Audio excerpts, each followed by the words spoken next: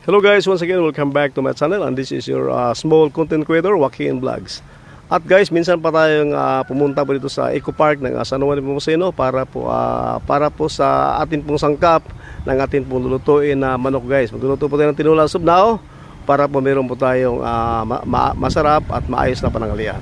So ito guys, kibay dyan po ako dumadaan at papunta na po kayo sa loob guys. Pakita ko sa inyo guys kung ano muna ang sitwasyon po dito sa pagkukuha po natin ng pang tinola para sa ating 1 kilong manok. So ganyan po guys ang area nito guys. Ito po ang Eco Park ng San Juan Nepomuceno. Hindi siya ganun kalakihan pero bagus guys, medyo marami po tayo makikita dito na medyo nakamangha po talaga sa ating mga malawakang paningin. Ito po siya guys, ganyan po siya guys. So lalapit po tayo sa area kung saan po tayo kukuha ng tinola. Ito po ang kibalidaanan niya.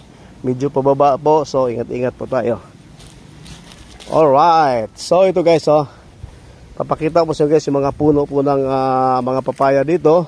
At ito po ay libre para po sa lahat ng mga netizens na gusto pong kumuha, especially po sa mga taga San Juan Nepomuceno. So ito guys, tignan mo to guys. Napakarami pong bunga niya guys, kaya lang hindi siya gano'ng kumbaga parang bata pa lang. So pwede na to guys, pang tinola. At pero naman dito sa kabila guys, ito naman ibang klaseng papaya kasi medyo malaki siya.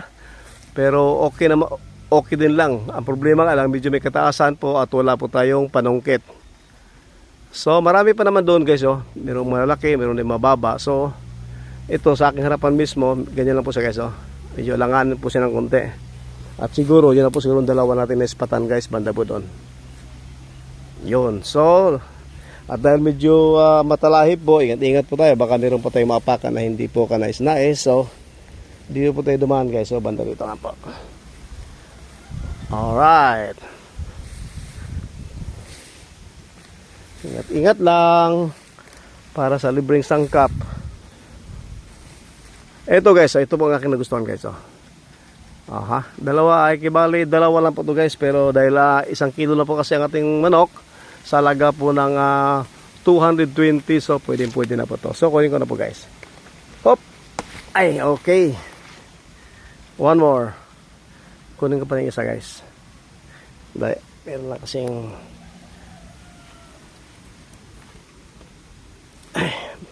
medyo pahirapan laban lang guys. Nahirapan po ako dahil wala po kasi akong kasama. So ito na kayo, kunin ko na. Alright. So ito na guys, nakuha ko na po yung 2 piraso po ng papaya.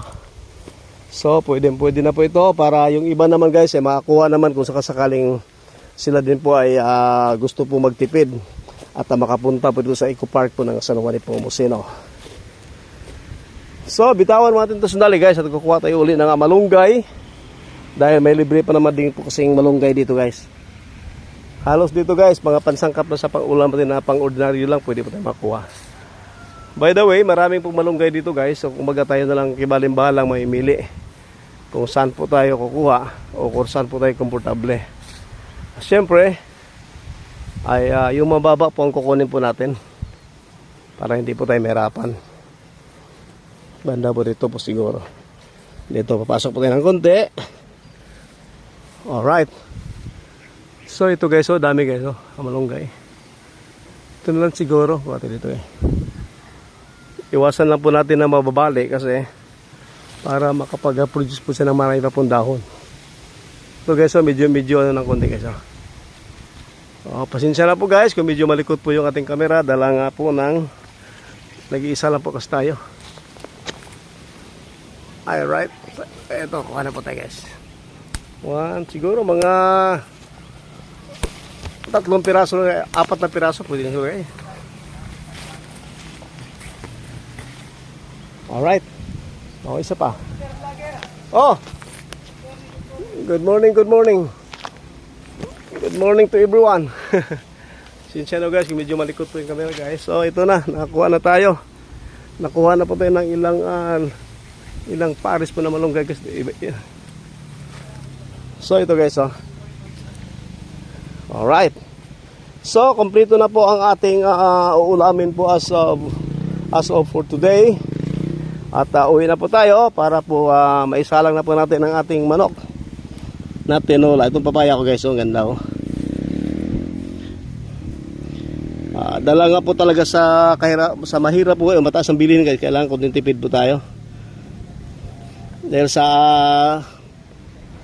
ganito po sitwasyon, kailangan po talaga natin matipid. So balik na po tayo guys. Yan po ang aking nakukuhang 2 papaya at 4 na dahon ng malunggay. So now we're going back to our motorcycle.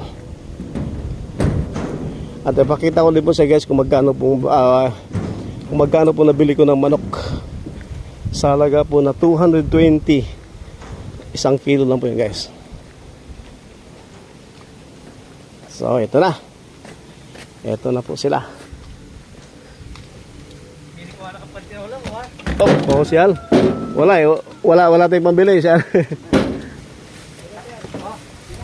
Okay. So ganda na po siya guys oh. 1 pitso at saka 2 pakpak. Umabot na po ng 1 kilo guys, tsaka 2 kamates at meron din po 5 pirasong sili na pong paksiw. So alright. Okay.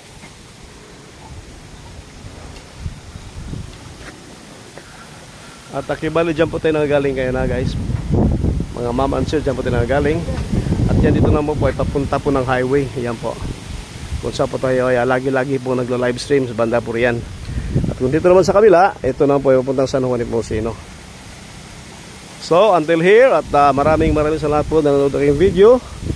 At sana po huwag niyo po sana kalimutang mag-like and share and subscribe. Na sa ganun guys ay tuloy-tuloy po nating may upload ang ating video na nasa eksakto tama pong sitwasyon guys. Na sa ganun naman ay kahit pa paano mapapansin po tayo at magiging consistent din po ang ating pag-upload para tuloy-tuloy po sa laban ng platform po ni Meta o ng YouTube.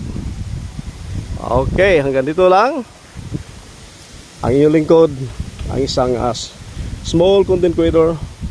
Wala pong iba kundi si Joaquin Vlogs. Bye bye and God bless.